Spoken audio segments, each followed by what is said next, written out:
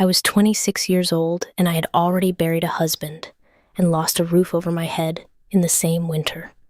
The family I worked for had moved to Boston and taken their house with them, and what I had left was a canvas bag, a name nobody in Philadelphia knew how to pronounce, and the particular kind of steady that comes not from having nothing to lose, but from having already lost it. When a telegram arrived from a bureau in St. Louis about a widowed sheriff in Wyoming who needed someone capable, I wrote back in 2 lines and packed 1 bag. I did not go looking for a home, but I found one anyway, in the last place I would have thought to look and in the quietest way I have ever seen anything important happen. She did not bring much with her. A canvas bag, heavy at the bottom where she had packed the small iron skillet her mother had sent with her from Hanover when she crossed. A smaller bag held against her chest with both hands, the way a person holds something that contains what is left of who they were before. And 26 years of knowing that standing upright is a decision you make before the ground decides anything. The telegram had come on a Tuesday in early October, forwarded twice before it found her at the boarding house on Vine Street in Philadelphia, where she had been staying for 6 weeks in a room she shared with 2 other women and paid for by taking in mending. The room had no window that faced anything worth looking at, and the bed was narrow, and the small table by it was where she sat each morning and did the arithmetic of what she had left and what she owed, and what the 2 numbers meant when placed beside each other. She was 26 years old. She had come to Philadelphia from a farm in Lancaster County when she was 16, speaking more German than English, and she had learned the English by working in other people's houses, and she had married Heinrich Voss at 23 and buried him at 25. And what she had now was a widow's name, and a widow's particular kind of knowledge about how quickly a life can change its shape when the person who anchored it is gone. The telegram was from a bureau in St. Louis. A woman named Mrs. Pryor ran it from a small office and matched names to needs without sentiment, which was exactly the kind of operation Natalia appreciated. The listing had been plain. Sheriff, widower, house with a working stove, room enough, no debt, looking for someone capable, companionship, intent understood. Natalia had read it twice. Then she had written back in the same plain language. 26, widowed, no dependents, capable of most things, will arrive if the situation is as described. That last phrase, if the situation is as described. She had learned early that what a person wrote and what they meant were not always the same document. Her grandmother Oma had told her this when she was 7, sitting at the kitchen table in Hanover, with a letter from a cousin who said he was well. He was not well. You could tell Oma said by what a person did not say. The words are the door. What is behind it is the house. Natalia had been reading behind doors ever since. The train from Philadelphia to Cheyenne took 5 days. From Cheyenne, she transferred to a smaller line heading northwest into the Basin country, and the landscape changed in a way she had not expected. She had spent her life in Pennsylvania, and she had thought she understood what land looked like when it had room to breathe. She had not. This was different. The land here did not merely extend, it insisted. It pressed itself against the sky with a kind of blunt authority, and the sky pressed back, and there was no softness anywhere in the arrangement. She watched it from the window of the train, and she did not find it beautiful exactly. She found it honest. Harrow Flat came into view past a long curve in the track, a cluster of buildings against the pale brown of the basin, a water tower, a church steeple, a main street that ran straight, and then stopped, as if it had simply run out of ideas. The train slowed. The platform appeared wooden boards, weathered to gray, and then she saw him. He was the only man standing alone. He held his hat in both hands, turning it slowly by the brim, and he was looking at the tracks, the way a man looks at something he has been waiting on long enough that the waiting itself has become a habit. He was tall and narrow through the shoulders in the way that men who have worked outdoors their whole lives sometimes are, as if the wind has been slowly editing them down to what is essential. His hair was gray at the temples and white above the ears. She put him at 67 or 68. She was the last passenger off the train. She came down the steps with the canvas bag over one shoulder and the smaller bag held against her chest, and she stood for a moment on the bottom step and looked at the platform and the street behind it and the sky above the roofline, which was the color of old pewter and moving from the northwest. Then she looked at him. She crossed the platform without waiting. She stopped 2 feet from him, set down the larger bag, and said, "You are the sheriff." It was not a question. He said yes. She nodded once, picked the bag back up, and waited. He walked her to the wagon without speaking. She did not seem to expect speech. The seat of the wagon was splintered at one edge, and she noted it without comment, and climbed up without waiting for a hand, which was the right way to handle it. He noticed her noticing. She noticed him noticing. Neither of them said anything about any of it. The town watched. She felt it the way you feel weather before it arrives. A woman at the window of the dry goods store, whose hand went still on the cloth she had been folding. 2 men on the steps of the hardware who stopped their conversation and did not resume it until the wagon had passed.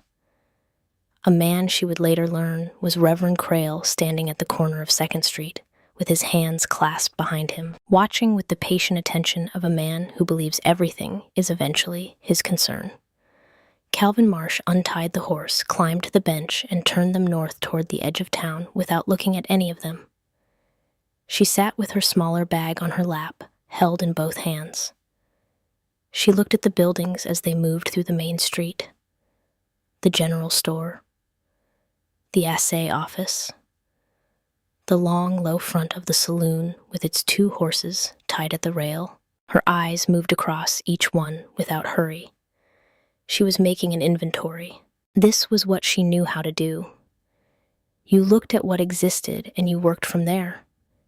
You did not spend time looking at what was missing.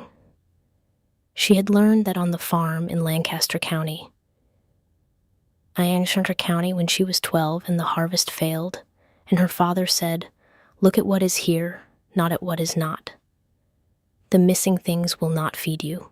What remains might." She said, "It is smaller than I thought." He said yes. She did not ask if that bothered him. The road out of town was rutted and dry. The wind came harder out here, pressing the buffalo grass flat, and there was a smell on it, cold and clean and faintly mineral, nothing like Ohio. She watched the northwest sky. The clouds there had a weight to them that she recognized. Weather coming. 2 hours, maybe 3. He told her he had put her things in the back room, that there was a door with a latch, that a woman from the church had come earlier in the week to put clean linens on the bed. She said, "Thank you." The words were plain, not excessive. He seemed to register this. After a moment, she said, "The arrangement was for 1 year." He said yes. She said, "And after 1 year we decide." He said yes. She nodded and looked back at the road ahead. She had said the same thing to Mrs. Pryor in St. Louis. And Mrs. Pryor had looked at her with that particular expression that people use when they think you are not being realistic about something. Natalia had not tried to explain. Realism was not something she had learned from books or from other people's opinions about what a woman her age ought to expect. She had learned it from 4 years of watching young men die of things that should not have killed them, and from 22 years of marriage to a man who had been good in most of the ways that mattered and difficult in a few of the ways that did not, and from the particular education of being 26 years old in a country that had already decided it had no further use for you. She was not sentimental about any of it, but she was not bitter either. The house came into view past the second rise. It was low and square, built from timber that had darkened with age. One cottonwood tree to the east of it that would give shade in the afternoon when there was afternoon sun to speak of. A fence of rough-cut posts. A barn behind it, modest, the doors closed. She looked at it the way she had looked at everything since the train without a verdict yet, just measuring it against something interior that she could not have explained and did not try to. The first drop of rain hit the back of her hand on the rail of the wagon. By the time he drew up to the gate, the sky had gone the color of iron, and the air smelled of wet dust, and beneath that, something else. Something that reminded her of creek beds in late summer, before they ran again. He set the brake and climbed down, and she was already on the ground before he came around, her bag in hand, looking at the house the same way she had been since the second rise. He unlatched the gate and held it. She walked through. The front door was unlocked. He pushed it open and stood aside, and she stepped in and stopped just past the threshold, and her eyes moved across the room the way they always did, in unfamiliar spaces quickly, and without sentiment cataloging. The table and its two chairs placed at opposite ends. The stove black iron cold. The shelf with its 4 items, a tin of coffee, a tin of salt, a box of matches, a Bible she could tell had not been opened in some time, by the way the spine had lost its flex.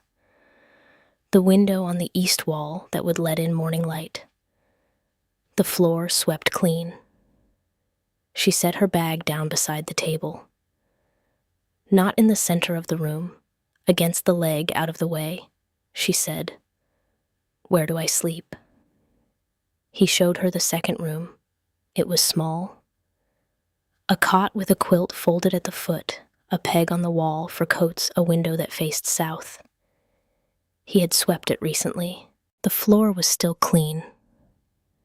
She looked at the quilt, and she saw immediately what it was made from cloth taken from at least 3 different garments, possibly 4 pieced together with the particular care of someone who had been saving those scraps for a long time before they knew what they were saving them for.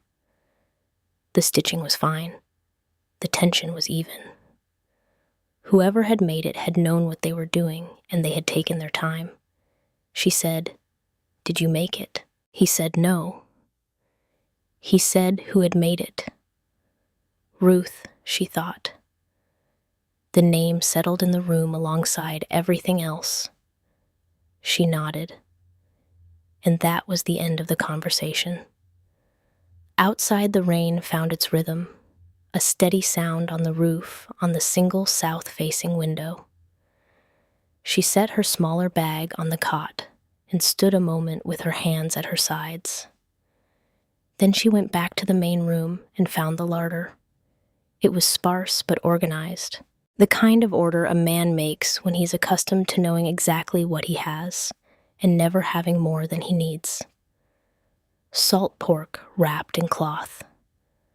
A sack of flour half gone. A tin of coffee nearly full. A jar of rendered fat. A small paper of salt. 2 onions beginning to soften at the heel, but still good through most of their body. She stood at the larder door and looked at what was there, and she was already calculating. Not what she wished were there. What she could do with what was. This was also something she had learned in her grandmother Oma's kitchen, and in the houses she had worked in, and in the particular winter after Heinrich died, when there had been very little, and she had learned to work with what was in front of her, and not look at what was missing. She found the skillet on a hook by the stove. Set it over the heat after she had built the fire from the wood stacked neatly by the back wall. The pork she cut thin. She had done this in worse kitchens. She had done this in tents with dirt floors and no walls, and men bleeding onto the ground around her feet. And she had kept her hands steady because her hands had a job to do. And steadiness was not a feeling. It was a decision. The fat began to render.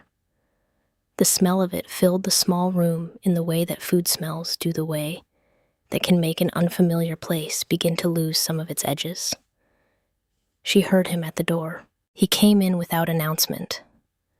The door opened, and she heard his boots on the threshold, and then the sound of him stopping. She did not turn from the stove. The pork needed watching. She heard him hang his coat, then stillness. He said, "You did not need to do that." She moved the skillet to the cooler side of the grate. She said, "The salt pork needed using." A pause. The good kind. He was the kind of man who let a pause be what it was. She heard him pull out the chair at the far end of the table. Not the closest one. The far end. As if he were being careful about something that had no name yet. She plated the food on the tin she had found near the wash basin, set the bread beside it, and brought it to the table and placed it in front of him, without ceremony, the way you set a thing down when it simply needs to be set down.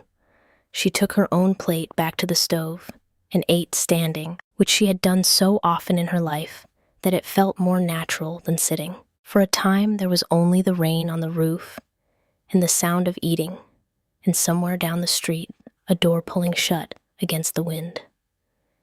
She was halfway through her plate when he spoke. He said, "The quilt. In your room." She waited. He said, "It was my wife's. Ruth made it the winter before she died. She used what she had, saved cloth for years before she put it together." Natalia did not say she was sorry. She had said sorry to too many people in her life to believe it was the right word for most situations. It was too small. It gave the person who received it nothing useful to do, she said. She knew how to choose. She put the worn parts where they would support each other. That is why it is still whole. He looked up from his plate. She held his gaze without challenge and without softness. She had learned that particular expression in the houses of other people, in rooms where she had needed to hold her ground without making an enemy. It was not the look of a woman who wanted to be understood. It was the look of a woman who was simply being accurate. He looked back at his plate. He said, "Yes." That was all. She ate the rest of her supper. The fire had settled into a low, even heat. The rain did not stop, but it changed quality. Lighter now, more steady. The kind that might go on all night without anyone being troubled by it. When she stood to take her plate to the basin, she noticed the candle on the windowsill. It had burned most of the way down, not tonight. The wax had pooled and cooled again, many times building up in layers on the tin holder, the kind of accumulation that took not days, but months, possibly longer. She looked at it for a moment, this candle that had been burning in this room long before she arrived. Then she turned to the basin and washed her plate and his without being asked and set them both on the shelf beside the tin of coffee. He said goodnight from the doorway of the stairs. She said goodnight. She went to her room and she lay in the dark on Ruth's cot, under Ruth's quilt, and she listened to the rain on the south window, and she thought about the candle. She did not think about it with worry. She thought about it the way she thought about wounds she had not yet diagnosed. There was information there. She did not yet know what it meant. She slept. She woke before the house did, which she expected. She had been waking before houses since she was 12 years old, and it was not a habit she had ever lost. The room was dark and cold, in the particular way of a place that has not yet decided what kind of day it will be. She rose and dressed without hurry and went to the kitchen. The candle on the windowsill was burned to nothing. The holder was a plain tin thing, dented on one side, the kind of object that has been carried from room to room for so long that no one can remember where it started. She looked at it for a moment. Then she began laying the fire. By the time she heard his boots on the floor above the stove was going, and the coffee was on, and she had found in the lower cabinet a small sack of cornmeal that was still good. He came downstairs without announcement. He stopped in the doorway and looked at the stove, and then at her, and then at the window where the pale gray of early morning was just beginning to arrive through the glass. He said, "You did not need to." She did not answer that.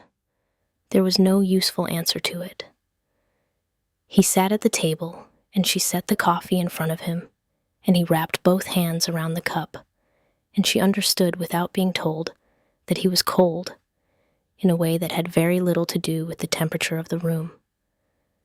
She had seen that before. She knew what it looked like. Her grandmother Oma had a word for it in German that did not translate well, but meant something like the cold that lives in the chest and has nothing to do with the season. Oma had said once, watching a neighbor who had lost his son, that some men carry cold in them like a stone, and no fire outside them will warm it. The cold has to find a reason to leave on its own terms. You cannot take it from him. You can only make the room warm enough that he might eventually choose to let it go. She had been perhaps 8 years old when Oma said it. She had never found a better instruction.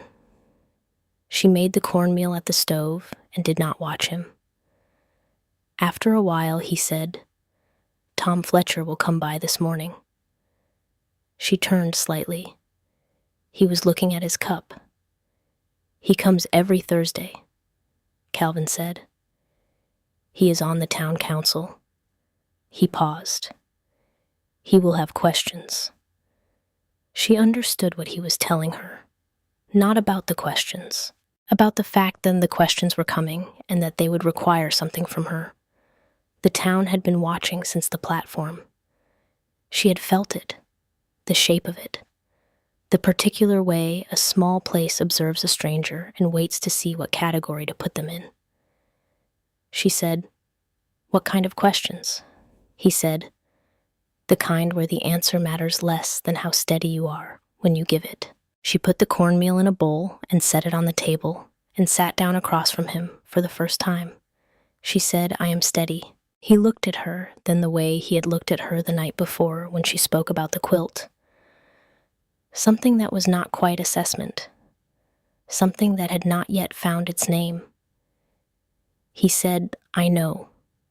The plainness of it was not a compliment. She understood that. It was a statement of observation made by someone who had been watching quietly for a while before saying anything. She found she respected it. They ate. The pale gray at the window became something closer to yellow as the morning arrived. Somewhere down the street, a door opened and closed. The cat appeared. The cat. She had not seen the cat before. It came from behind the wood bin in the corner of the kitchen. A large gray thing with one torn ear, in the particular expression of an animal that has decided to reserve judgment indefinitely. It sat at the edge of the room and looked at her. She looked back. She had learned early not to make sudden gestures toward things that were uncertain of her. Oma had taught her that, with animals with frightened children, with men who did not yet know what they were going to do. The cat sat with her for a long time. It did not come closer, but it did not leave. After a while, Calvin put on his coat and took his hat from the nail by the door. He said he had a round to finish before the councilman arrived. She said that would be fine. He went out without ceremony, and the door closed behind him, and she was alone in the room with the stove, and the sound of the rain that had not stopped in the night, and the gray cat watching from the corner. She sat for another minute. Then she stood, and took a small piece of the salt pork rind from the cloth in the larder and set it on the floor near the wood bin without approaching the cat directly. She went back to the table and sat down. The cat looked at the rind. Then it looked at her. Then it crossed the room in its own time and ate the rind and returned to its place by the wood bin and sat down again. Nothing had been decided, but something had been noted. Tom Fletcher arrived at 9:30. He was a square man in a good coat, the kind of man who wore his position on the town council, the way other men wore their Sunday shirts visibly and with attention to fit. He had a politician's face open and arranged. He shook her hand with both of his and said he was delighted to welcome her to Harrow Flat and that he hoped the journey had not been too taxing. She said it had been fine. He sat at the table where she placed coffee in front of him, and he talked about the town for several minutes. Its history, its prospects, the railroad spur that was coming, God willing, in the next few years.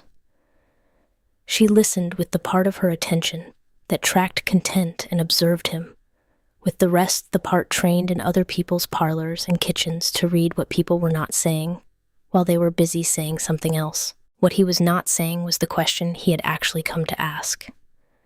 He got to it eventually. He said he wanted to make sure she understood that Harrow Flat was a community with certain expectations. He said it in a kind way, a way that had been practiced. He said that the people of the town had a great deal of respect for Calvin Marsh, who had served them well, and that they naturally took an interest in his circumstances. She said, "I understand." He said, "The arrangement as it stands," she said, "is that I keep the house and cook and have a room until matters are settled properly. That is all there is to it, Mr. Fletcher." He looked at her for a moment with an expression she could not entirely place. Then he nodded once and picked up his coffee cup. She held his gaze the whole time. She had learned that in the houses she had worked in, not from anyone who had taught it directly, from watching, from the women who managed other people's households without title or authority, and who held their ground in rooms full of people who believed they ran everything. You kept your voice level. You did not apologize for taking up the space you were standing in. It was not aggression. It was simply the refusal to make yourself smaller than the room required. He left after 20 minutes. She stood at the door and watched him go down the path and through the gate, and she thought about what he had come to find out and whether she had given him what he needed. She thought she had.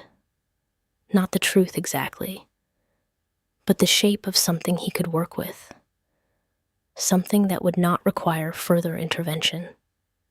Not yet. She went back inside. The cat had moved while she was at the door. It was now sitting on the floor beside the table leg where she had set her bag the night before, in the same spot as if it had decided the spot was worth claiming. She did not say anything to it. She sat down at the table and opened the smaller bag that she had been carrying against her chest since Philadelphia. She took out the few things inside it. A small photograph in a paper sleeve of her husband in his Sunday coat, taken the year before he died. A folded letter from her brother Elias, written 8 months ago from Lancaster County. The last letter that had reached her before she moved. A small cloth case that held the mending scissors and the fine needle holder that had been Oma's, brought from Hanover and pressed into Natalia's hands the morning she left the farm for Philadelphia.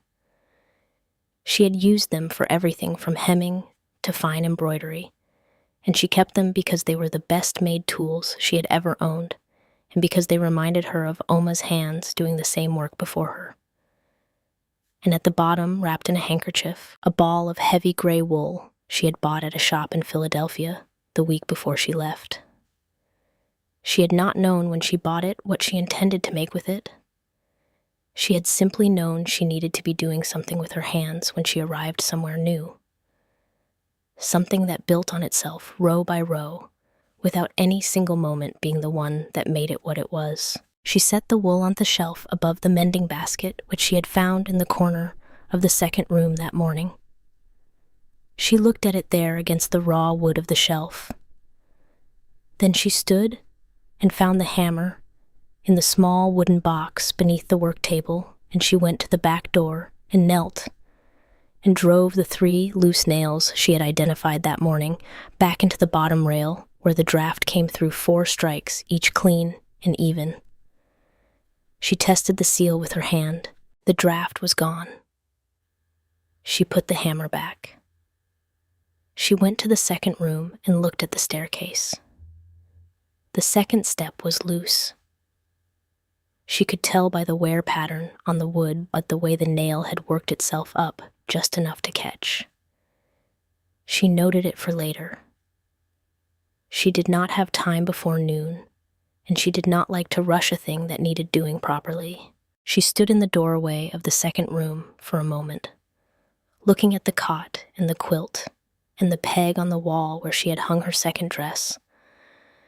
Then she opened the small drawer in the bedside table to look for a candle holder because the room had none, and instead she found something she had not been looking for. It was in the back of the drawer, pushed to the rear, as if placed there by someone in a hurry, or by someone who needed it to be out of reach but not entirely gone. A folded piece of paper. Not a letter. Not a legal document. A list. Written in a woman's hand, small and careful. The letters formed with the kind of attention that comes from someone who had taught herself to write later than most, and was still proud of the doing of it. The list said flour, when low-salt pork, wrapped in cloth, not paper. Coffee tin on left side of shelf wood inside before the first frost. Loose nail on back step needs seeing to come spring. At the bottom, a date. October of 4 years prior. And the name Ruth written in the same small, careful Handschrift. Natalia stood with the paper in both hands and looked at it for a long time. She thought about the woman who had written it. A woman who had known she was running out of time and had spent some of that time writing down the practical things, the ordinary maintenance instructions for a house she would not be there to maintain. Not for herself, for whoever came after. She thought about what it meant that Calvin Marsh had never opened this drawer. She folded the paper and placed it back exactly as she had found it in the rear of the drawer, pushed to the edge.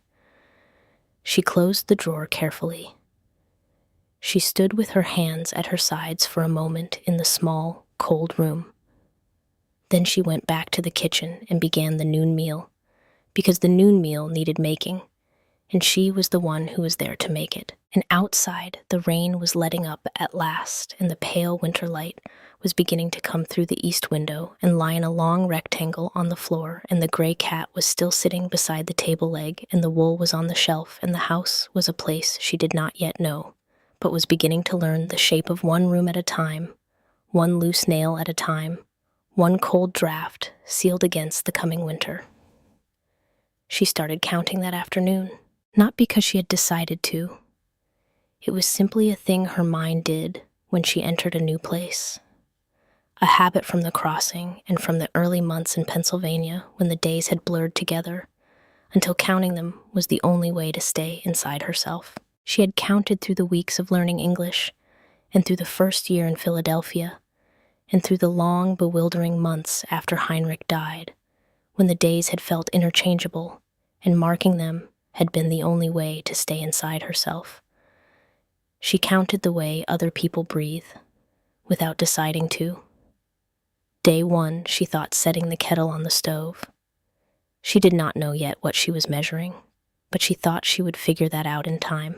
She counted 17 days before the snow came. Not all at once. The way it always arrived in that part of Wyoming, tentatively at first, a few flakes that looked uncertain about their purpose, then more, than the kind that meant it. She had been watching the sky since morning, and she had known by noon what the afternoon would bring, the way you know a patient is turning before the numbers tell you. She brought 3 armloads of wood inside before Calvin returned. She checked the draft on the stove. She put a pot of beans on low because beans made sense when the cold had decided to stay. When he came in at dusk, he stopped inside the door and looked at the wood stacked near the stove, and then at the pot. And then he hung his coat on the hook and said nothing about either of those things, which by now, she understood, was its own kind of language. They had developed in 17 days a way of living in the same house that required very little negotiation, because they had each independently arrived at the same conclusion about how space ought to be used. You did not crowd it. You did not fill it with unnecessary sound. You left the other person room to be what they were, without requiring them to explain it. She had lived with her husband that way for the last 10 years of their marriage, after the particular peace that sometimes comes to 2 people who have worn through the difficulty of each other and arrived at something quieter on the other side. She had not expected to find that quality again, certainly not in a stranger, certainly not this quickly, but she recognized it when she encountered it, the way you recognize a plant you have not seen since childhood, not by name, but by something more basic than name. The gray cat, whose name she had learned, was simply the cat, because Calvin had never given it. One had moved from the corner by the wood bin to the rug near the stove. It slept there in the evenings now. It had come to her knee twice while she was sitting, once pressing its head briefly against her hand before withdrawing to assess whether this had been a mistake. She had not reached for it. She had simply let her hand rest there, available if it was wanted. On the 18th day, she fixed the second stair. She found a suitable length of shim in the small pile of wood scraps behind the barn, cut it to size with the handsaw that hung beside the back door, and drove it into place with 4 clean strikes of the hammer. She tested it with her full weight, which was not inconsiderable. It held. She put the hammer back and went inside and washed her hands at the basin. That evening, Calvin came upstairs and his step paused at the second stair, just for a moment. The particular pause of someone who was prepared for something that was no longer there to prepare for. He came to the table and sat down. She set his plate in front of him. He said after a moment, "The stair." She said, "It was loose." He was quiet. She heard him set down his fork, then pick it up again. He said, "Thank you." She said nothing. It was not the kind of thing that needed an answer. She had noticed over those 18 days that Calvin Marsh moved through his own house with the careful attention of a man who had learned to keep track of what was different, not because he was suspicious, but because difference had once meant something to him, and the habit had remained, after the reason for it was gone. He noted things. The way the draft had stopped at the back door. The way the shelf above the mending basket now held the gray wool. The way the tin of coffee was always full in the morning, because she had started buying it from Edna Whitlock's store on Thursdays. He did not comment on most of it, but she knew he saw it. She saw him seeing. On the 22nd day, she went to Edna Whitlock's store for cornmeal and thread and a second tin of salt, and Edna looked up from the counter with the particular kind of attention that is not quite unfriendly, but has not yet decided what it is. Edna said, "You are the woman at Calvin's house." She said, "I am." Edna set her hands flat on the counter. She was perhaps 55, with pale eyes, and a directness about her that Natalia appreciated because it was not performance. It was simply how she was. Edna said, "People talk. I am not telling you anything you do not already know." Natalia said, "I know." Edna said, "A woman alone his house. People will want to understand the arrangement." Natalia looked at her steadily, at the whole face, the way Oma had taught her to read a person. Not the eyes alone, but the whole arrangement of them. She said, "The arrangement is that I keep the house and cook." He gave me a room while matters are settled. That is all there is." Edna was quiet for a moment.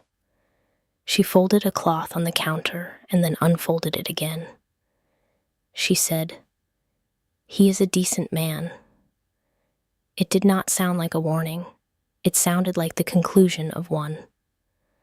Natalia paid for the cornmeal and the salt and left the thread because she found she was 2 cents short, and she did not ask for credit on a second visit.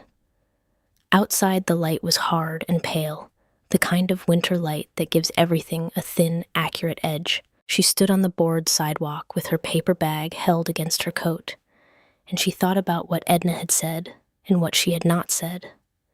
She walked back through the quiet street. Calvin was not at the house when she returned. She put the cornmeal away and stood at the window that faced the back lot where the split wood was stacked against the fence. He had added to it that morning. She had not heard him do it.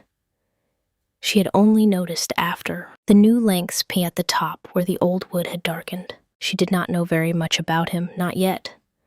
Not in the way you come to know someone through accumulated conversation. What she knew was the pattern of him. The coffee left at the edge of the stove so it would stay warm but not scorch. The door checked twice before he sat down in the evening. Not from nervousness, but from the habit of a man whose job required that locks and latches were not theoretical. The way he always knew where she was in a room without appearing to look, which was not unsettling. It was simply the particular awareness of someone trained to account for what was around them. These were the things she had collected. They did not add up to a portrait. They added up to something else. Something she thought about while she washed the morning dishes or moved the beans from the center of the grate to the cooler edge. Her mother had a German word for it once, about a floor you had tested by walking on it many times until you no longer thought about whether it would hold. Not trust exactly. Something you arrived at through the body before the mind had finished its deliberations. She had tested this particular floor carefully. So far, it had held. On the 29th day, Reverend Crail came to the house. He came in the afternoon, which she thought was deliberate. Calvin was out on his rounds. She answered the door and looked at him and said, "Good afternoon," and invited him in because there was no reasonable alternative. He sat at the table where she placed coffee in front of him, and he talked for a while about the community and its values. He was not malicious. She could see that. He was a man who believed genuinely in the order he represented, and who was genuinely uncertain about what category she belonged in and who was doing what men in his position did when they encountered something they could not immediately categorize. He was gathering information. He said, "We are glad to see Calvin with some company," she said. "That is kind." He said, "A house should not be empty too long." She said no. He said carefully, "It is only that people want to be sure the situation is as it appears." She looked at him across the table. She thought about what Calvin had said in the first week. The answer matters less than how steady you are when you give it. She said, "I have kept houses for other people since I was 16. Reverend, I know what a working arrangement looks like and what it is not. This one is what it appears to be. I keep the house. He does his work. We are being sensible about things." He looked at her for a moment with an expression she could not fully read. Then he nodded and picked up his coffee, and they talked about the weather for 5 more minutes, and he left. She stood at the closed door after he was gone, and she thought that is not the end of it. Men like Reverend Crail did not close a question. They postponed it and came back to it from a different direction when they thought you had relaxed. She went back to the table and picked up the gray wool from the shelf and sat down and began to cast on. She had decided sometime in the previous week that it would be a scarf, long enough for a tall man. She had not examined that decision closely. It was simply where the math of the yarn and the weight of the cold had led her, and she had learned long ago not to interrogate the obvious too hard. She worked 3 rows before Calvin came in. He stopped at the door the way he always did, taking stock of the room before entering it fully. He looked at her at the table with the wool in her hands. He hung his coat. He poured a cup of coffee from the pot she had left on the stove. He stood at the window with it, looking at the back lot where the wood was stacked, and the silence between them was the kind they had both learned to inhabit without discomfort. After a while, he said without turning, "Crail came by." She said, "He did." He turned, then not all the way, just enough. He said, "What did he want?" She said, "The same thing Tom Fletcher wanted. To see whether I was the kind of trouble that needs managing, or the kind that takes care of itself." He was quiet a moment. He said, "What did you tell him?" She said, "That I have been keeping other people's houses since I was 16, and I know the difference between an arrangement and a problem." He looked at her. She pulled the next row through and felt the particular give of the fiber, under tension, the way each stitch locked the one before it into place, building something out of nothing, 1 row at a time, without any single moment being the moment that made it what it was. He turned back to the window. He said, "That would do it." She said, "I thought it might." The snow that night was serious. She lay in the second room under Ruth's quilt and listened to it work on the roof, and she thought about the scarf, and about Crail, and about the shape of a town that was still deciding what she was. She was not afraid of that process. She had been assessed by harder rooms than this one. The families she had worked for who had spoken about her in rooms she was standing in as if she were a piece of furniture. The women in Philadelphia who had told her a widow her age should be grateful for any arrangement at all.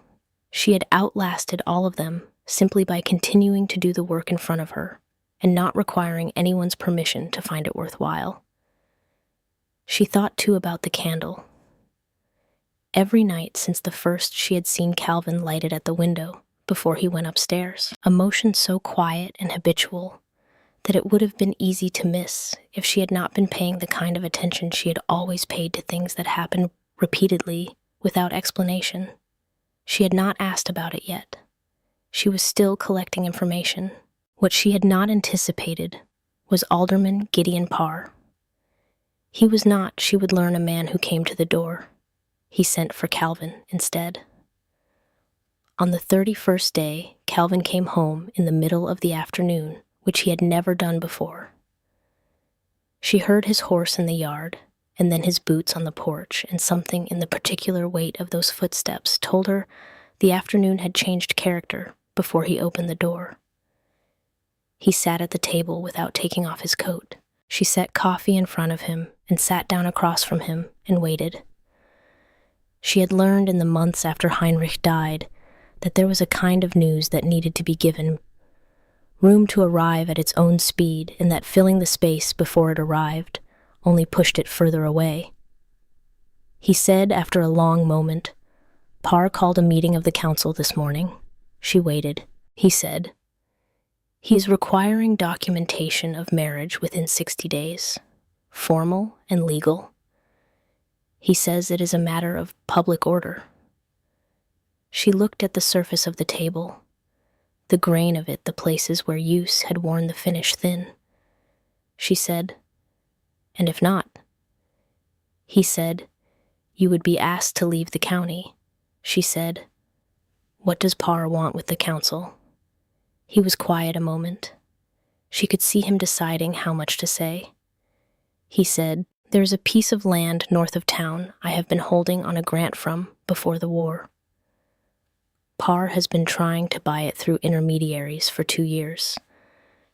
A sheriff with a reputation problem is easier to replace than one without." She looked at him. She said, "So I am a reputation problem," he said, That is what he is trying to make you." She sat with that for a moment. She was not angry. Anger was an indulgence she had never had time for, and she was too old to start now. What she felt was something more like the particular clarity that comes when a situation has finished, pretending to be something other than what it is. She said, "You should have told me sooner." He said, "I know." She said, "I am not asking for an apology. I am asking you not to do it again." He looked at her. That same look, the one without a name yet. Something between recognition and something else she had not catalogued. He said, "All right." She nodded. She stood and went back to the stove. She adjusted the beans. She could feel him still at the table behind her, the particular weight of a man sitting with something he does not know how to put down. She did not tell him she already knew. Deputy Orrin Fitch was 26 years old and had the kind of loose, unguarded face that makes a man a poor keeper of other people's information.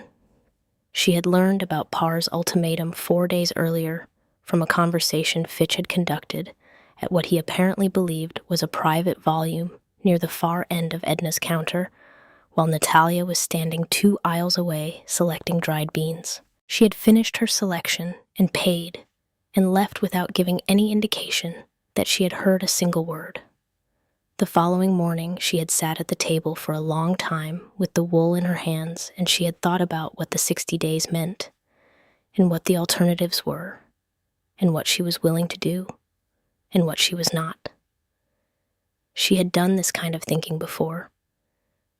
You laid out the facts the way you laid out instruments before a procedure. Everything in its place, nothing hidden from yourself. The facts were these. She was 26 years old. She had come here because she had nowhere else to go that did not involve diminishment. She was not in love with Calvin Marsh, and he was not in love with her, and that was not the point of what was being built here, whatever it was. What was being built here was something more basic than love, and possibly more durable.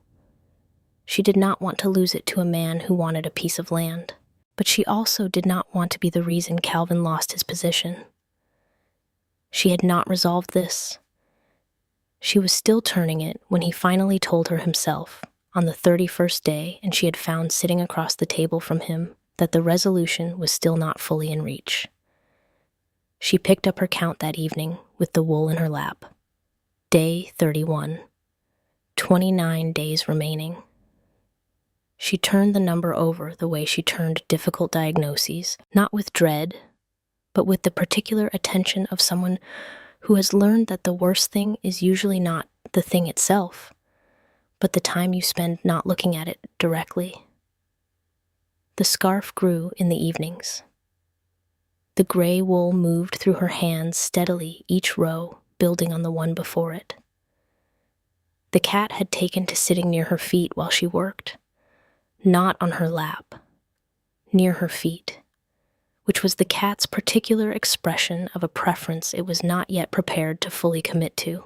Outside, the snow settled over Harrow Flat, and the house held its warmth, and somewhere in the dark of the basin, the winter was only beginning what it had planned. On the 35th day, Reverend Crail gave his Sunday sermon. He did not name her. He was too careful for that. But the text he chose was the one about the stranger at the gate, and the way he delivered certain phrases with a small, deliberate emphasis that was meant to be noticed made it clear enough to everyone in the pews what the subtext was. She sat in the 3rd row from the back, where she had sat every Sunday since arriving, and she listened with her hands folded in her lap, and her face arranged in the expression she had developed over 40 years of listening to men say things that required a response. She was not permitted to give in the moment. She had been in that church 5 times. She had spoken to perhaps 11 people in it. She had not made herself known through conversation. She had made herself known the way she always made herself known, through the work of her hands and the steadiness of her presence. and the fact that when she said she would do a thing, she did it, and when she said she would not, she did not. Edna Whitlock was sitting 4 rows ahead of her. When Crail arrived at the third emphasis, Edna stood up. She did not raise her voice. She said clearly, in the particular tone of a woman who has made a decision and is carrying it out, I have been in that house. The stove burns clean, and the floor is swept, and the back step does not give anymore. That is what I have to say about the stranger at the gate. Then she sat down. Crail stopped. He looked at Edna. He looked at his text. He moved to the next passage. He did not return to the stranger. Natalia looked at the back of Edna's head, the neat gray bun at the nape of her neck, and she thought about the ball of blue-gray yarn Edna had sent with Calvin 3 weeks earlier, the one now becoming this scarf, and she thought that some people showed you who they were through words, and some people showed you through what they sent to you wordlessly on a cold afternoon, and she had always found the second kind more reliable. After the service, Edna found her on the steps. Edna said Parr has been talking to the other aldermen. Natalia said, I know. Edna said, he has 2 of them, possibly 3. Natalia said, how many does he need? Edna said, 4 of 5 for a formal removal. Natalia nodded. She looked at the street, the particular hard brightness of a Wyoming morning in November. Everything defined and cold. She said, what does Crail do? Edna said, he has not decided. She said, then he has decided. He just has not said it yet. Edna looked at her for a moment with something that was not quite a smile. She said, Calvin did not tell me you were like this. Natalia said, Calvin has not had enough time to tell you much of anything. Edna said, no, I suppose not. They stood on the steps a moment. The congregation moved past them. Edna said quietly, there is going to be a formal session. Parr has already called it. 3 weeks out. Natalia said, I see. Edna said, what will you do? Natalia thought about that question carefully. Oma had once said that when you do not know what to do not choose what seems right now. Choose what gives the situation the best chance at what comes after. She said, I will do what I have always done, the work in front of me. Edna looked at her for another moment.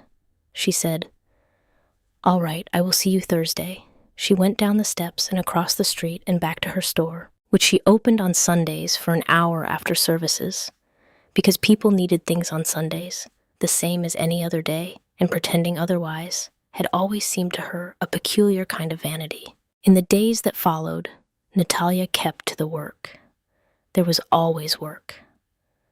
The Henderson family lived 4 houses down from the church, and she had noticed for 2 weeks that the flashing on their roof had come loose along the north edge, the kind of thing that looks minor until the first heavy snow finds the gap and decides to become a problem from the inside. She went there on a Tuesday morning, before breakfast with the tools from Calvin's wooden box, and spent an hour on the roof repacking the flashing before the Hendersons had finished their morning meal. Mr. Henderson came out while she was climbing down and looked at her with an expression she had seen before, the particular combination of gratitude and uncertainty that comes when someone has done something for you that you did not think to ask for. She said, the angle was wrong. It would have gone through by January. He said I did not know you could do that. She said, most things can be done if you have done them before. She put the tools back and walked home. 3 days after that, Clara Deary sent word through a neighbor's child that she was unwell and could not get to the store. Natalia did not know Clara Deary well. She had spoken to her twice, once at church and once on the street, and both times Clara had been pleasant in the careful way of someone who has not yet decided how much pleasant to extend. But unwell was unwell, and soup was soup, and Natalia made a pot of both and brought it to Clara's step that afternoon, and then again the next morning when the neighbor child came to say Clara was no better. Clara was 61 and lived alone since her husband, Alderman Deary, spent most nights at the council house going over land filings with Parr. She received the soup each morning without excessive comment, which Natalia respected. On the third morning, Clara opened the door herself, upright and dressed, and said, "I did not tell anyone I was ill." Natalia said no. Clara said, "How did you know?" Natalia said, "You are not at church. You are always at church." Clara looked at her for a moment. Then she took the soup and said, "Thank you, Mrs. Voss." It was the first time anyone in Harrow Flat had called her that.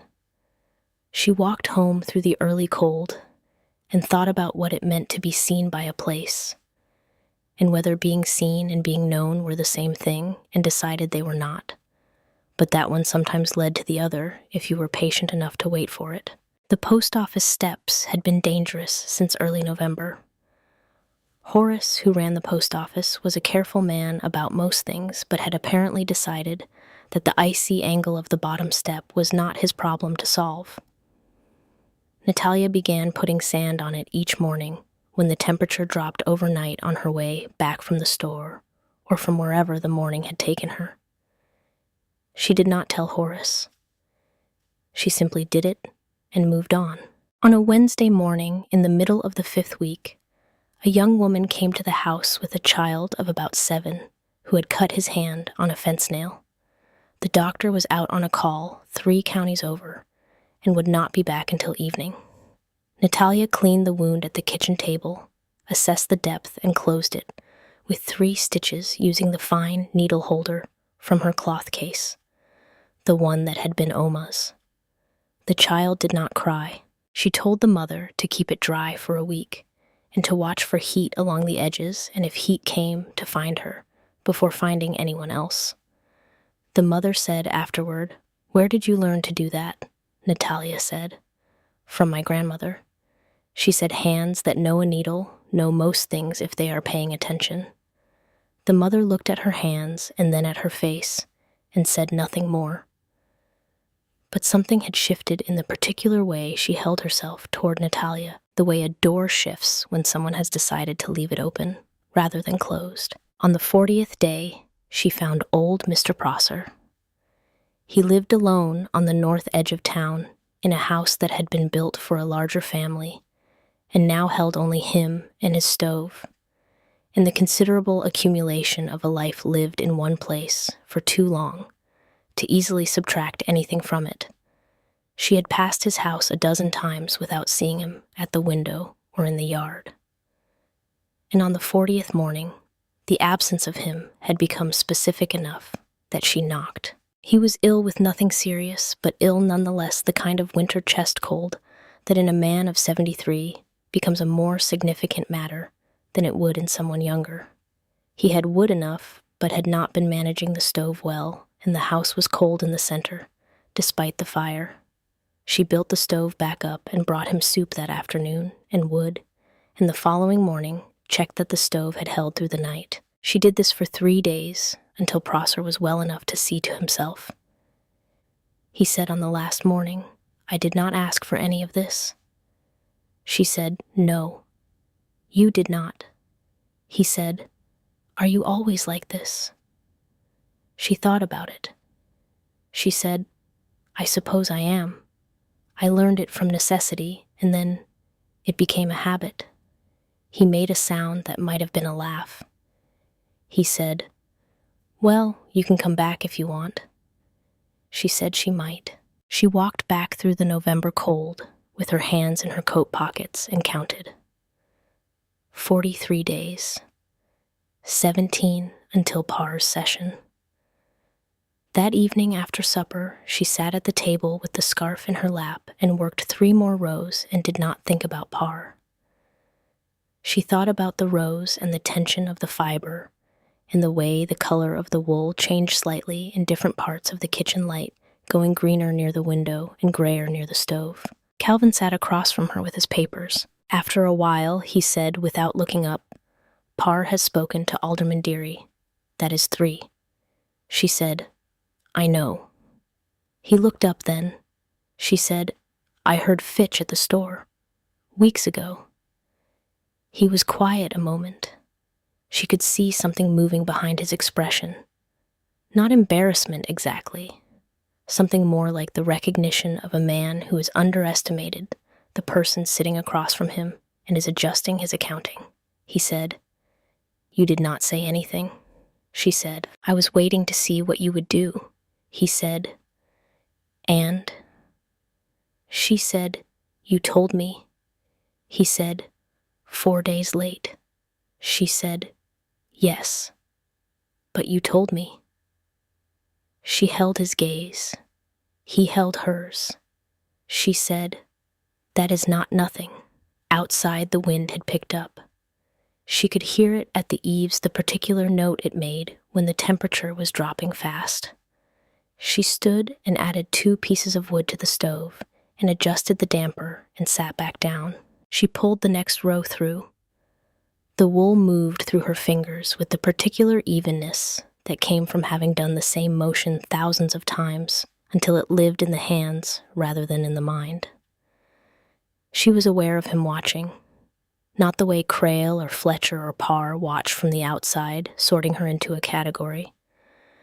He watched the way you watch a thing you are still deciding about, still taking the measure of, not to judge it, but because you have not yet finished learning its shape.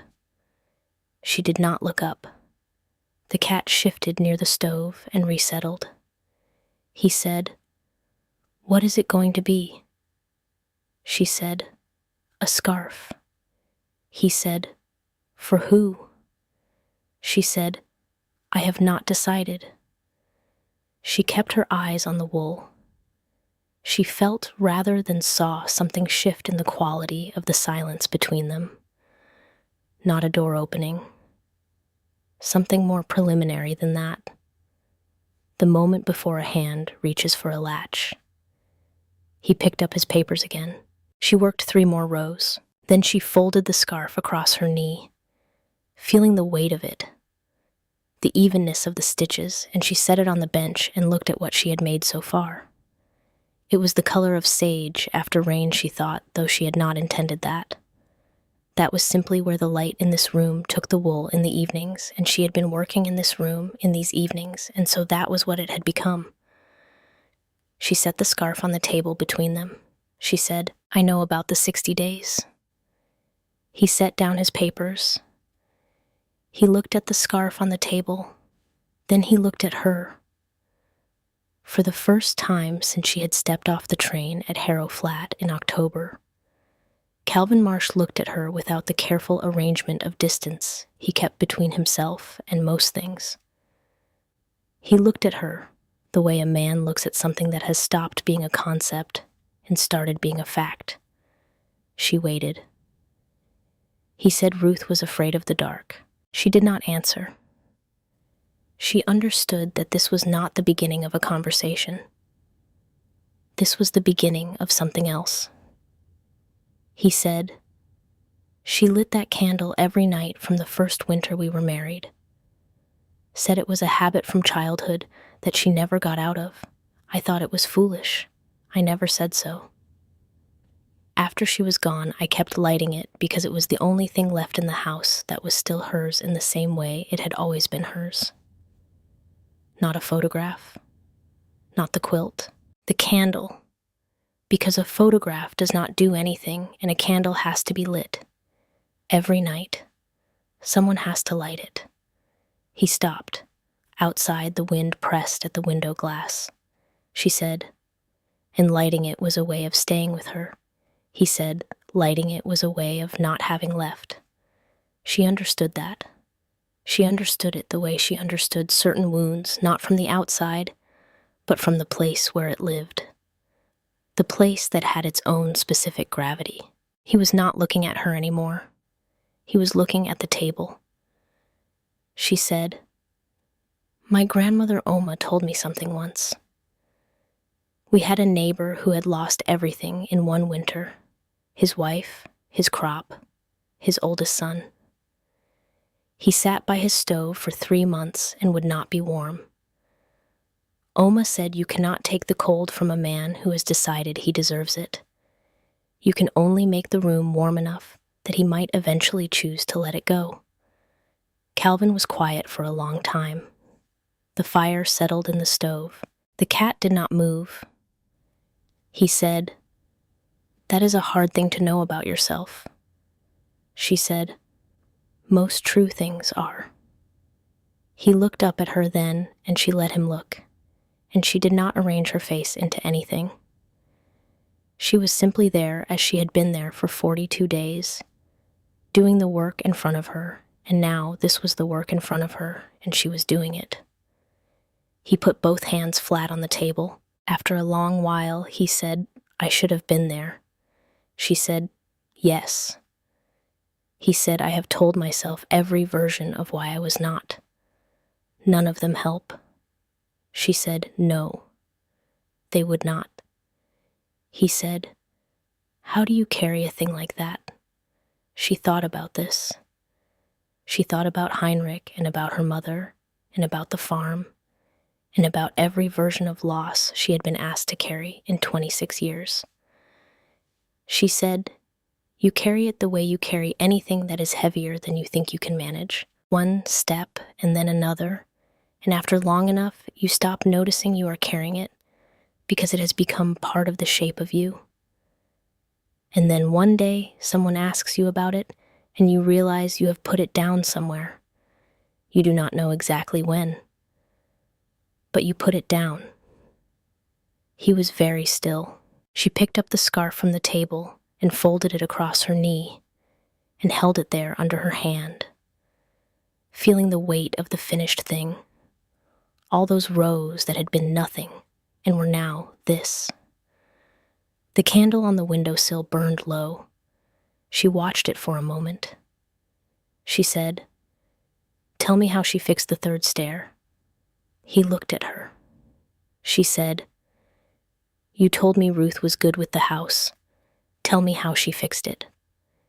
And he did, slowly at first, and then with more ease, the way a man talks who has not talked in a very long time and is remembering that it is possible. He told her about the third stair and the particular piece of wood Ruth had found in the shed, and the argument they had about whether it needed to be sanded before setting it in, and how she had been right and he had been wrong, and how she had said nothing about being right. She had simply smiled at the stair the next morning in the particular way that meant she knew. And Natalia listened. The fire burned. The wind worked at the eaves of the house. The cat slept near the stove. He talked for a long time that night. Not everything. Not the way a man empties himself all at once, which was not how grief actually moved. It moved the way water finds its level, slowly through whatever openings were available. He told her about the third stair and about the way Ruth had organized the larder. And he told her that Ruth had never once in 20 years of marriage asked him to come home earlier than the work required, and that this had seemed to him at the time like generosity, and only later like something he had not understood correctly. Natalia listened without filling the spaces between things. When he stopped, she did not summarize what he had said or offer the kind of reflection that would have made it easier for him to dismiss. She simply said goodnight and took her candle and went to the second room and lay in the dark under Ruth's quilt and listened to the wind find its way around the corners of the house. She slept better that night than she had since arriving. She woke to a house that was different in some way she could not immediately name. The cold was the same. The light coming under the door was the same pale gray of every November morning. But there was something in the quality of the silence that had shifted the way a room shifts after a window has been opened and closed again, as if the air inside it has been briefly reminded that another kind of air exists. She rose and dressed and went to the kitchen. The candle holder on the windowsill was empty. not burned down, empty. The holder was there, the plain tin thing with the dent on the left side, but the candle itself was gone. She stood and looked at it for a moment. Then she began laying the fire. She heard him on the stairs. His step was different this morning. She noticed it, without deciding to the way you notice a change in a patient's breathing, before you can say what has changed. He came into the kitchen and stopped in the doorway and looked at the empty holder on the windowsill. He did not look at her. He poured his coffee and stood at the window and looked at the back lot. She made the cornmeal and set it on the table and sat down across from him, and they ate. And the silence between them was the same silence it had always been, and also not the same at all. She did not ask about the candle. He did not explain it. It was not the kind of thing that needed explaining between two people who had spent 43 days learning to read what the other person did not say. He put on his coat at the door and stopped with his hand on the latch. He said, "There is something in the drawer of the bedside table in your room." She looked at him. He said, "I put it there this morning, before you were up." He went out. The door closed. She sat at the table for a moment. Then she went to the second room and opened the drawer. Inside, beside the folded list in Ruth's handwriting, which she had replaced exactly as she had found it and not touched since there was a small brass key on a length of cord. She picked it up and turned it in her fingers. It was a house key. She could tell by the cut of it the particular weight and proportion. She had never had one. The front door had never been locked in all the weeks she had been here. She stood in the second room for a long time, holding the key. He had opened the drawer.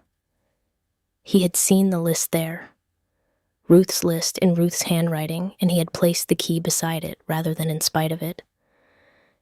She put the key in her apron pocket and went back to the kitchen and washed the breakfast dishes and began to think about what the day required. 14 days until Parr's session. 3 nights after that, she could not sleep. She lay in the dark under Ruth's quilt and listened to the house settle and the wind outside, and the particular silence that follows a heavy snow, and at some point past midnight, she rose and lit her candle and went to the drawer of the bedside table. She took out Ruth's list and read it again by candlelight as she had done several times now without consciously deciding to. Flour when low, salt pork wrapped in cloth, not paper, coffee tin on left side of shelf, wood inside before the first frost, loose nail on back step, needs seeing to come spring. Then she reached further back in the drawer to the very rear where she had noticed on her third morning that there was something else pushed all the way to the corner. She had not taken it out before. She was not sure why. Perhaps because she had already found more than she had expected in this drawer, and she had needed time to consider whether she was the kind of person who kept going. She was. She drew out a small wooden box, no larger than a Bible, the kind with a fitted lid that opens by sliding rather than hinging. She held it for a moment, then she opened it. Inside was a bundle of letters, perhaps a dozen, folded and stacked with the careful order of someone who had arranged them more than once. The paper was thin and slightly soft at the edges from handling. She lifted the top one and unfolded it and read the first line. It was addressed to a woman named Harriet in Columbus, Ohio.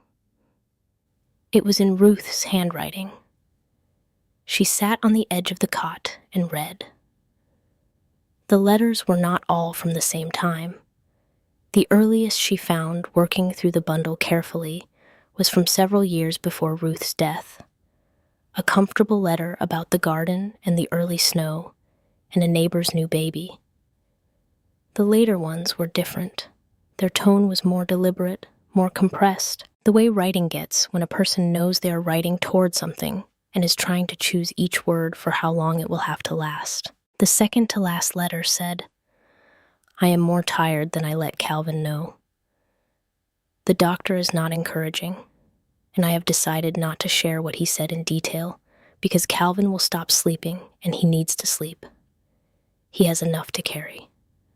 The last letter said, "I keep thinking about what happens to this house after. Not to Calvin. I know what happens to Calvin. He will work, and he will grieve, and eventually he will be all right because that is who Calvin is. What I think about is the house itself, whether it will become a place where everything is preserved and nothing is allowed to be used. I am afraid it will. I have tried to make it so that it does not have to. I left a list in the drawer. I told someone at the bureau in St. Louis what kind of man he is, what he needs, what the arrangement would have to look like for it to have any chance of working. I cannot do more than that. But Harriet, I am afraid he will not let anyone stay. That is the only thing I am afraid of." The letter was signed. It was not sent. None of them had been sent. They were all still here in this box, in this drawer, in this room where Ruth had slept, and where Natalia now slept under the quilt Ruth had made. She sat with the letters in her lap for a long time. She thought about Ruth writing to the bureau in St. Louis. She thought about Mrs. Pryor, who ran a small office and matched names to needs without sentiment. She thought about the telegram that had found her in Philadelphia on a Tuesday in early October, forwarded 3 times. She folded the last letter with great care and placed it back in the box, and replaced the box at the rear of the drawer exactly as she had found it. Then she placed Ruth's list back on top and closed the drawer and sat with her hands in her lap in the candlelight. "She thought you planned this, Ruth. She thought you arranged the whole of it from a sick bed in Wyoming, sending a letter to a bureau in St. Louis about a man who needed someone capable, and you wrote his description as accurately as you could, and you waited for the right name to come back. And when it did not come in time, you died and left the list in the drawer for whoever arrived." She sat with that for a very long time. She did not feel exactly like the answer to someone else's plan. She felt more precisely like a woman who had been given information she had not expected and was now deciding what to do with it. She went back to bed. In the morning, she said nothing to Calvin about the box or the letters.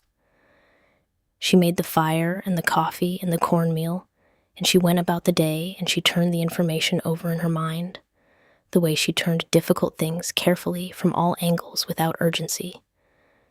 She would tell him, but not yet. Not before the session. He had enough to carry.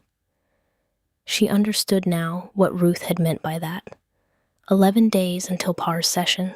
Edna said on the 14th morning, before the session quietly, while Natalia was setting her coins on the counter, "I have been talking to people." Natalia said, "What kind of people?" Edna said, "The kind who have had occasion to notice what goes on in a town." Natalia said, "And what have they noticed?" Edna looked at her with those pale, direct eyes, and she said, "That the Hendersons' roof was repacked before the last snow, and nobody asked you to do it." Natalia said, "The flashing was coming loose. I could see it from the street." Edna said that Clara Deary had soup on her step 2 mornings running when she was ill, and only one person in this town knew she was ill because Clara Deary does not tell anyone anything. Natalia said nothing. Edna said that the steps outside the post office have had sand on them every icy morning for 3 weeks, and Horace told me he did not put it there. Natalia said someone should have been doing it for years. The angle of that step is wrong. Someone is going to fall. Edna looked at her. She said, "I am making a list." Natalia said, "Of what?" Edna said, "Of what you have done since you arrived, in writing, for the session." Natalia looked at her. She said, "Edna." Edna said, "And I know what you are going to say, and you are wrong. This is not for you. It is for Parr. Parr deals in evidence. He wants to make an argument about what belongs in this town and what does not. I intend to make a better one." Natalia stood with her flour bag in both hands, and she thought about what it would cost Edna to stand up in a room with Gideon Parr and 3 other men who had all been in this town longer than either of them. She said, "You understand what he will do to you after?" Edna said, "Parr has been trying to get me off this corner for 6 years because he wants the lot for a land office. He has not managed it yet." She said it the way a woman says something she has already finished being afraid of. Natalia nodded once. She picked up her bag and walked back to the house in the thin December light. And she thought about the list Edna was making, and about the key in her apron pocket, and about the letters in the wooden box in the drawer of the bedside table. And she thought about Ruth, who had been afraid of the dark, and had written letters she could not send, and had arranged from a sickbed for someone capable to arrive at the right door. She thought, "I have not yet decided if I am staying." She thought, "I have not yet decided if that is still a decision I am making."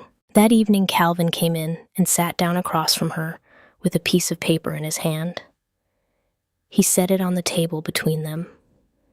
It was a copy of the notice from the town council. Formal session dated. Agenda item listed as matter of public conduct and residential arrangement. Calvin Marsh, Sheriff. Her name was not on it. She said, "They did not put my name." He said, "You are not a resident of record. You have no standing in the proceeding." She looked at the paper. She said, "So I cannot speak." He said, "You can be there. That is all." She thought about all the rooms in her life where she had been permitted to be present, but not to speak. Kitchens where she was not introduced to guests. Parlors where decisions were made around her as if she were not standing in them. The bank in Philadelphia that had spoken to Heinrich's brother about the account rather than to her. She had always found a way to be heard in those rooms without being called on through the quality of her presence, through what she did rather than what she said. She looked at Calvin. She said, "What will you do?" He said, "I will go to the session." She said, "And say what?" He was quiet for a moment. He said, "I will say what is true." She said, "What is true is not always what is useful in a room like that." He said, "I know, but it is what I have." She looked at him. She thought about the man who had lit a candle every night for 4 years, and then one morning had put the candle away without being asked. She thought about the house key on the cord in her apron pocket. She thought about Ruth's last letter. She said, "All right." She went back to the mending. She had been putting off a hem that had needed doing for a week. He sat at the table for a while with his hands flat on the surface. After a while, he went upstairs. She heard the floor above settle under his weight and then go quiet. She set down the mending. She went to the second room and opened the drawer and took out the wooden box and sat on the edge of the cot and held it in her hands for a moment. Then she put it back in the drawer and took out only Ruth's list and sat with it in the candlelight and read it one more time. Flour when low. Salt pork wrapped in cloth, not paper. Coffee tin on left side of shelf. Wood inside before the first frost. Loose nail on back step needs seeing to come spring. She thought about what it meant to write a list for someone you would never meet. She folded it carefully and placed it back and closed the drawer. Then she went back to the kitchen and picked up the scarf from the bench where she had finished it the evening before and carried it to the table and set it in the center where he would see it in the morning. She stood with her hands at her sides and looked at it there on the table, the color of it in the lamplight, the weight of the thing that had been nothing and was now this. She had stopped counting at some point in the last week. She was not sure exactly when. Somewhere after 48 and before 58, the counting had simply become unnecessary, the way you stop checking the clock when you have stopped needing to know what time it is. She blew out the lamp and went to bed. She did not sleep immediately. She lay in the dark and thought about the session in 4 days, and about Ruth, and about the key in her apron pocket, and about what it meant that she had put it in her pocket rather than hung it on the nail by the door, and she decided that she knew what it meant, and that she would deal with what it meant when the time came. She was not afraid. She had established that to herself some time ago.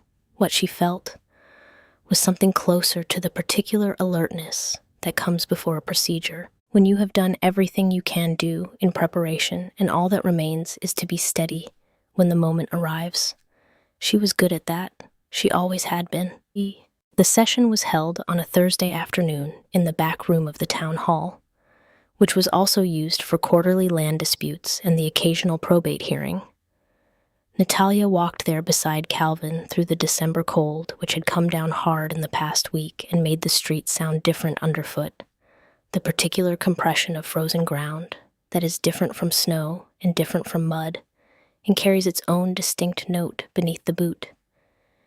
She wore her good coat, the dark wool one, and her better hat, not because she was dressing for anyone in the room, but because she had learned long ago that how you carried yourself into a difficult place said something before you opened your mouth. The room held perhaps 30 people, more than she had expected. She recognized faces from the church and from Edna's store and from the street.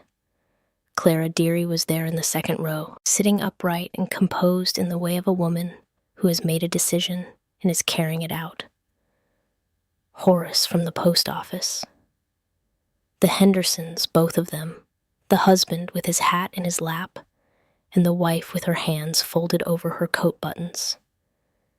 Young Mrs. Aldrich, whose boy she had stitched 3 weeks ago, sitting in the back row with the child beside her.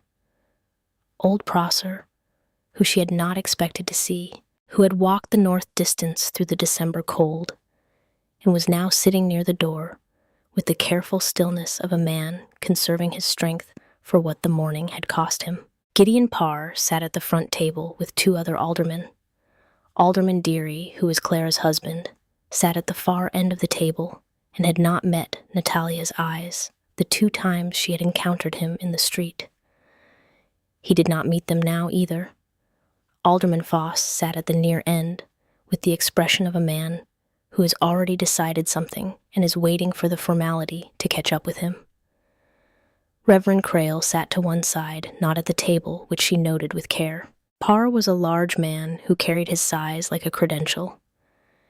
He had the kind of face that communicated authority as its primary purpose, and he looked at Calvin when they entered and then at Natalia with the look of a man who has already categorized you and is simply confirming the categorization before proceeding. She looked back at him steadily and then found a seat in the 3rd row beside Edna Whitlock. Edna had a piece of paper folded in her lap. She did not look at Natalia when she sat down. She was looking at the front of the room with the focused attention of someone who is counting exits and calculating distances. The session opened. Parr spoke at length about the responsibilities of public officials and the expectations of the community they served, and the importance of maintaining a standard of conduct consistent with the position of trust held by a man who carried a badge in a town that had placed its confidence in him.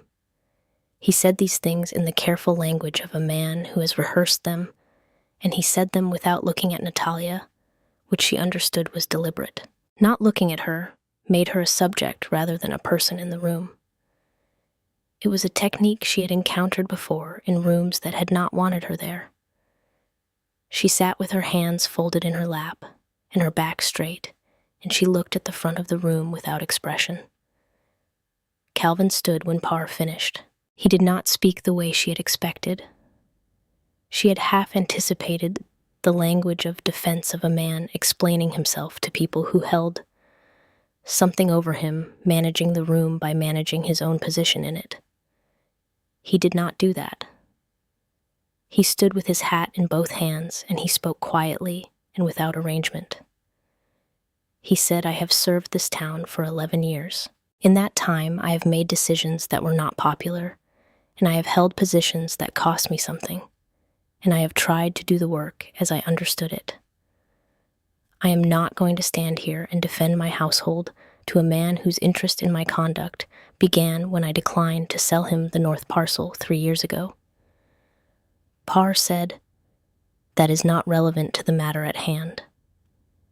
Calvin said, "I think it is exactly the matter at hand.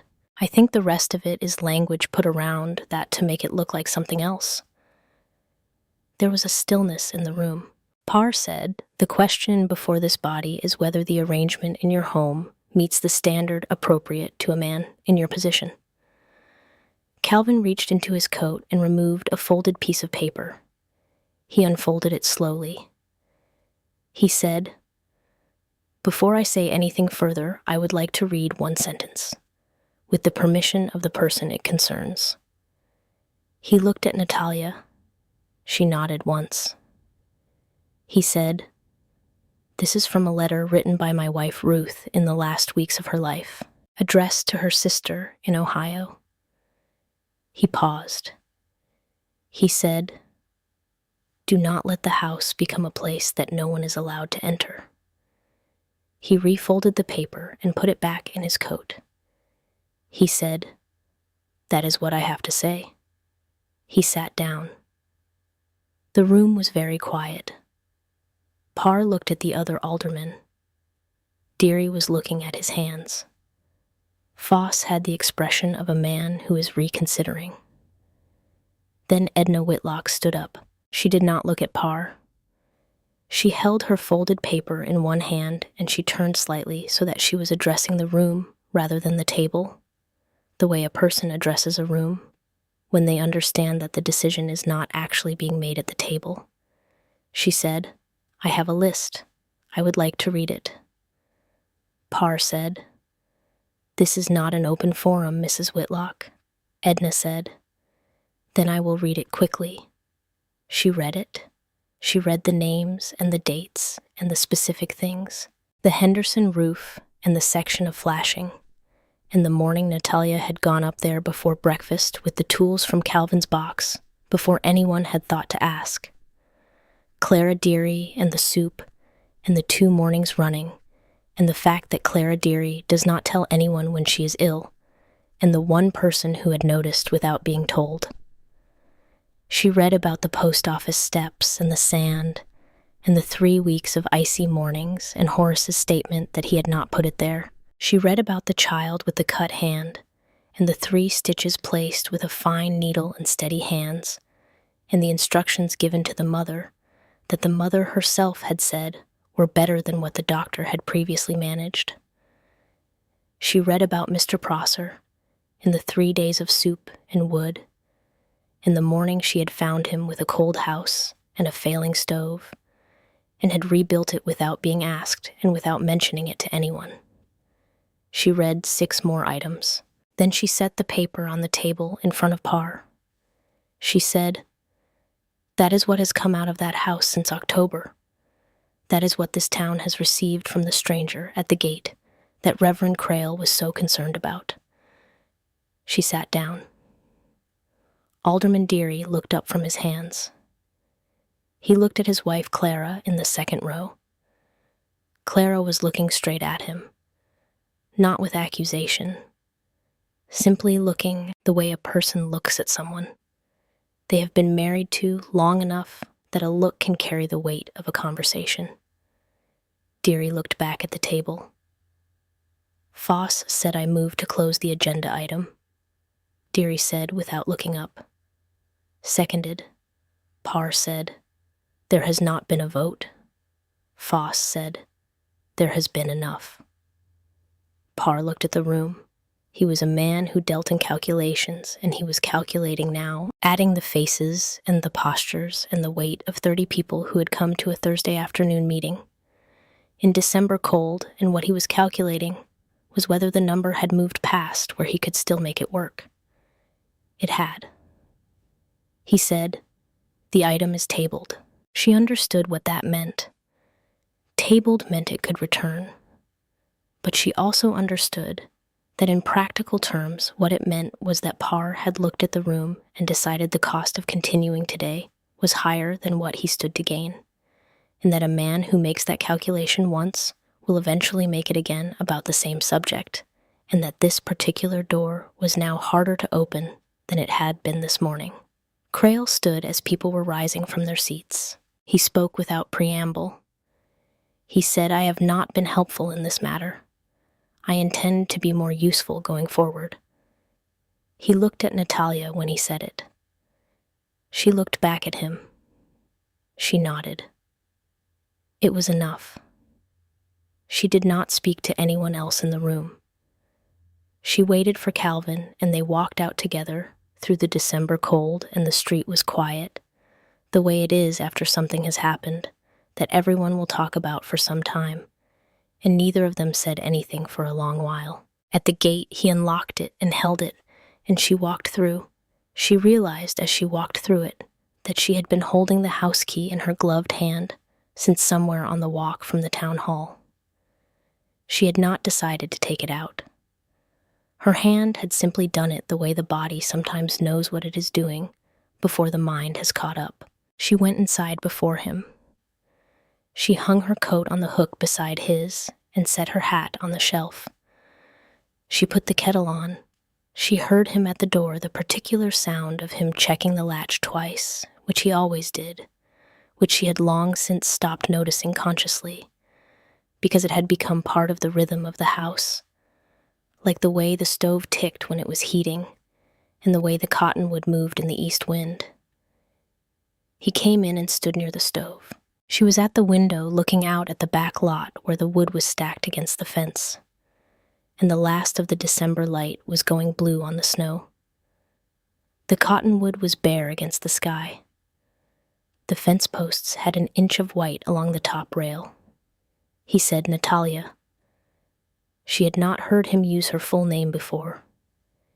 He used it the way you use a thing you have been waiting for the right occasion to use. She turned. He was looking at the shelf where the gray wool had sat for weeks. The shelf was empty. He looked at the table. The scarf was not there either. He looked at the bench. He looked at her. She said, "I put it in your coat this morning, left pocket, before you went out." He reached into the left pocket of the coat hanging on the hook beside hers. He took out the scarf. It was folded the way she folded things, neat and without excess. He held it in both hands and looked at it. The color of it in the kitchen light, that gray-green that was neither one thing nor the other, the thing the light in this room had made of the wool over all those evenings. He said, "You said you did not know who it was for." She said I did not, at the time. He was quiet. He held the scarf in both hands, and she could see him, with it the weight of it, something moving behind his expression that she had not seen before. She turned back to the window. She heard him behind her, the small sound of the scarf being placed somewhere, and then his footsteps across the room. He stopped behind her, not close, not far, and she felt the particular quality of his standing there, the way the air in a room changes when someone has decided to occupy a part of it they have not occupied before. She looked at the back lot, the blue dark of the snow, the wood pile, the bare fence, the sky above going from gray to the first dark of evening. He said, "The drawer in your room." She said, "Yes." He said, "I put the key in there this morning. I saw what else was in the drawer." She waited. He said, "The list." "I had not opened that drawer since she was gone." She said, "I know." A long silence. He said, "There was something else in there. She said, "Yes." He said I did not look further than the list. I put the key down and I left. She turned from the window then. She looked at him. She said, "There is a box at the back of the drawer." Letters Ruth wrote to her sister in Ohio. She did not send them. They were still there. He was very still. She said, "I want to show you something in one of them. Not tonight. When you are ready." There is something she wrote that I think you should know, but it will keep, and there is no urgency to it, and tonight has been a long day. He looked at her for a moment. He said, "All right," she said, "all right." She went to the stove and poured the water that had been on too long into the pot, and set out the 2 cups. She put his at the far end of the counter where he could reach it, and she held hers in both hands and stood near the stove, where the heat was building after the cold of the afternoon. The cat came from the direction of the second room and sat near her feet, with the expression of an animal that has, after considerable deliberation, committed to a position. She looked down at it. She had been waiting to see if it would name itself. Cats sometimes did if you gave them enough time. The cat looked back at her.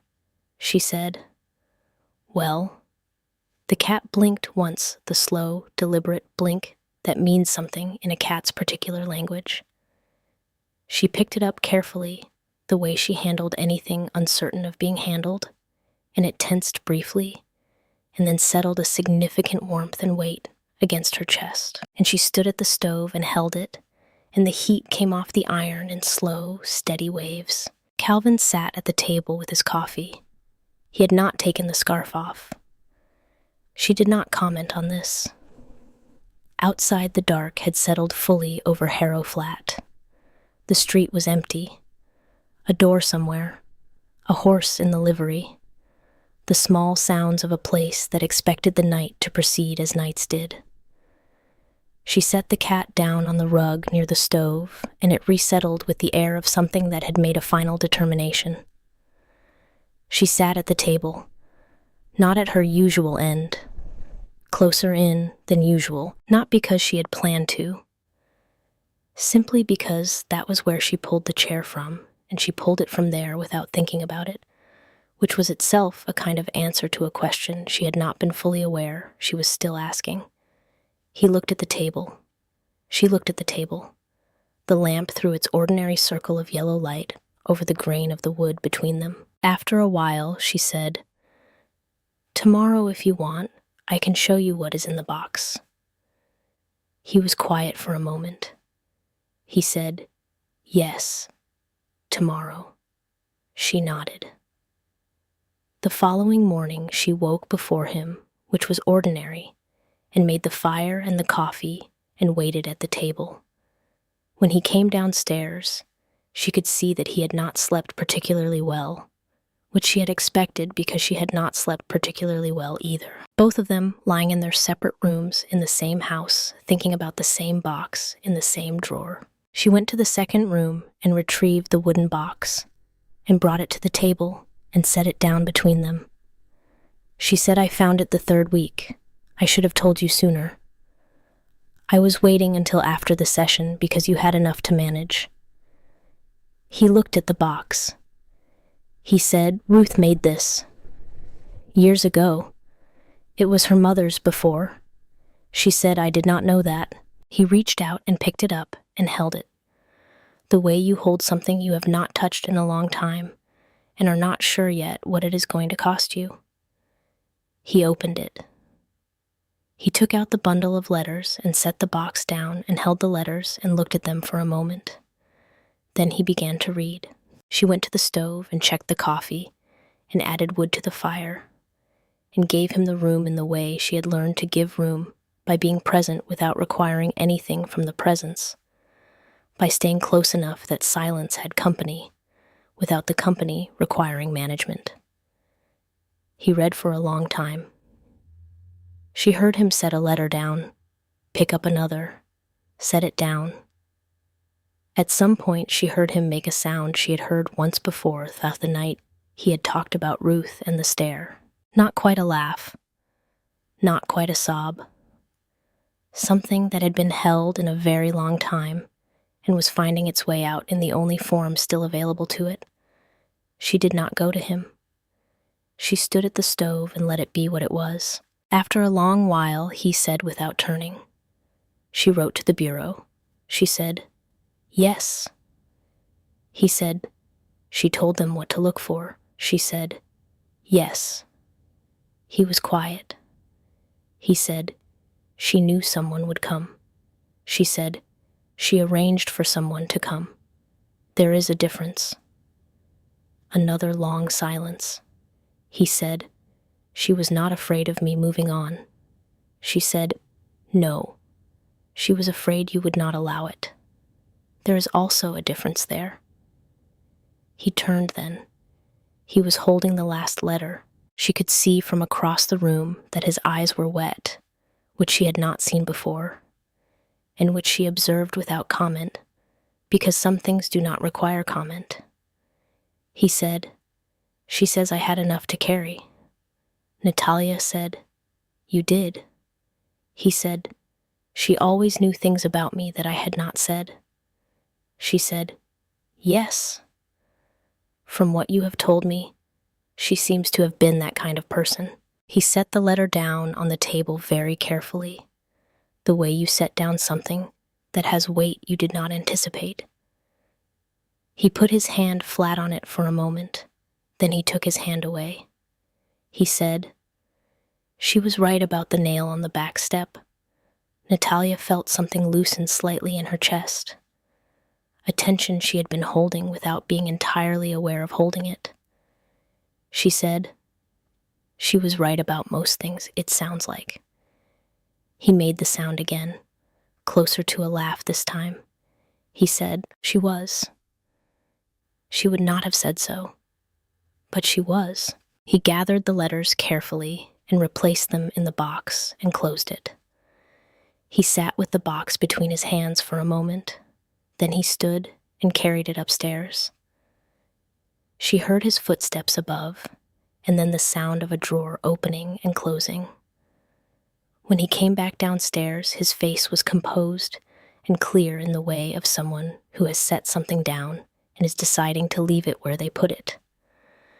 He sat at the table. She put a fresh cup of coffee in front of him and sat across from him, and they looked at each other for a moment across the ordinary kitchen table, in the ordinary morning light, and something passed between them that she did not have a word for in English and suspected did not require one. He said, "What do you need?" She considered the question. It was the right question asked in the right way, which was directly and without the kind of softening that would have made it easier to deflect. She said, "I need the back step seen to in the spring. Properly, not patched. I found a length of pine in the shed." He said, "I have been saving it." She said, "I know. I would like it used for the step." He said, "All right," she said, "and I would like to write to my brother Elias. I have not told him where I am." He said, "All right," she said, "and I would like to hang the key on the nail by the door, beside yours." He looked at her. She reached into her apron pocket and set the brass key on the table between them. He looked at it for a long moment. He said, "Yes."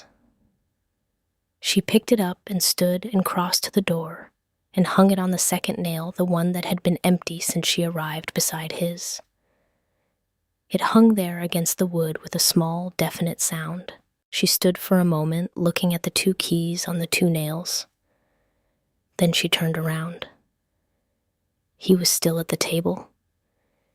He had the scarf in his hands she saw picked up from where he had set it down the evening before. He was not wearing it. He was simply holding it, looking at the color of it, that gray-green, the color of this room in the evening, with the lamp burning. She said, "It is off in color." He said, "I think so too." Neither of them moved for a moment. The cat was on the rug near the stove. The lamp was burning. The two keys were on the two nails. Outside, the December morning was doing what December mornings do in Wyoming, proceeding with the particular indifference of weather to the significance of what occurs beneath it. She said, "There is dried apple in the larder. I thought I might make something with it today if the weather keeps." He said, "That would be all right." She picked up her mending from the bench, the hem she had finally finished the night before, and she sat at the table and picked up the fine scissors from their cloth case, and looked at the last stitches she had set even, and closed the thread ends needing trimming. She thought about Oma pressing these scissors into her hands the morning she left for Philadelphia. She thought about the things the hands remember after the mind has moved on to other things. She thought about the rows of a scarf built one at a time in a kitchen in Wyoming through the evenings of a November that had asked more of her than she had fully anticipated and less than she had feared. She clipped the thread ends clean. She set the mended hem on the bench and set the scissors back in their cloth case and closed it. She looked across the table at Calvin Marsh, who had put the scarf across his knee and was now reading his papers with one hand resting on the wool, the way a person keeps a hand on something they are not ready to put away, which was its own kind of answer to a question that had been sitting between them since the evening she had set it on the table. She was not in a hurry. She had learned, over 26 years in a marriage cut short, in the particular education of grief, that the things that lasted were not the things that arrived quickly. They were the things you built one day at a time, one small decision at a time, in rooms that were cold and ordinary, and asked nothing of you except that you keep showing up to them. She thought about Elias and the letter she would write him this afternoon. She thought about what she would say and what she would not say, and she decided she would tell him something true, which she had not managed in any letter she had written since Heinrich died. Something about what it meant to find a place that fit you at the age when you had stopped expecting to find one. Something about floors that hold your weight when you walk on them. Something about the difference between a place that is yours and a place where you exist, and how she had not fully understood that difference until she had been in a place where it was possible again. She would find the words. She had always been able to find them when she sat down with the paper. He set down his papers and looked at the stove. The cat had moved to the chair near the window and was sitting in the pale winter sun that came through the glass at this hour and would be gone by noon. She said, "The cat needs a name." He looked at the cat. He said, "She has been here 6 years without one." She said, "That seems long enough." He looked at the cat for a moment with the expression of a man being asked to take a position on something he has avoided having a position on for some time. He said, "What would you call her?" Natalia looked at the cat in the winter sun. The torn ear. The gray of her, the particular shade of it, neither dark nor light. She said, "Ruth." The silence after that was the kind that is not empty. He looked at the cat. He looked at Natalia. He looked at the table between them. He said, "Yes." "All right." She nodded. That afternoon, after the noon meal, while Calvin was out on his rounds and the house was quiet, with the particular quality of a winter afternoon that has settled into itself, she sat at the table with a sheet of paper and a pen, and she wrote to Elias. She had not written to him since October, a short letter telling him only that she had arrived safely somewhere and that she was well, and that she would write again when she had more to say. She had not had more to say until now, or rather, she had had more to say, but had not yet decided how to say it, which was a different problem. She sat for a moment with the pen in her hand and the paper in front of her, and the pale winter light coming through the east window, and she thought about what was true, and what Elias needed to know, and whether those were the same things. They were not entirely the same things. but there was enough overlap to begin. She wrote, "Dear Elias, I am in Harrow Flat, Wyoming, which is a small town in the Basin Country northwest of Cheyenne. I have been here since the first week of October. I am settled and I am well, and this is the first time I have been able to write those two things in the same sentence and mean both of them." She stopped and looked at what she had written. She thought about how to say the rest of it without making it sound like more than it was or less than it was, which was the particular difficulty of writing to a brother you love and who will worry and who you do not want to worry more than is necessary. She wrote, "I want to tell you something true, which I have not always managed in letters. I left Philadelphia without telling you where I was going, because I did not know yet, and I did not want to explain something I had not yet decided. I am decided now. I am in Wyoming, and I am staying at least through the winter, and I wanted you to know where I am. What I have found here is the first place in some time that feels like it might belong to me in the way that places do when you are not a guest in them." She stopped again. She thought about what else to say.